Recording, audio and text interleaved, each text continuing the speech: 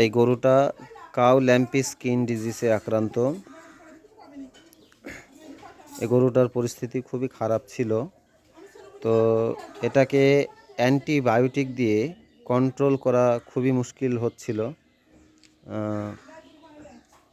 যাক, এখন অনেকটা কন্ট্রোলে চলে এসেছে। তো আমি বলতে যাচ্ছি,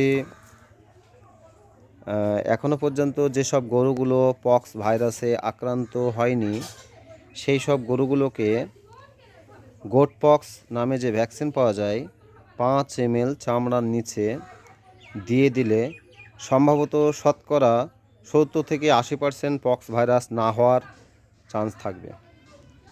তাই যারা ভ্যাকসিন করতে চান তারা আমার এই নাম্বারে যোগাযোগ করবেন 86 41 90 88 24 এবং গরুগুলির পক্স ভাইরাসের ভ্যাকসিন দিয়ে নেবেন অবশ্যই।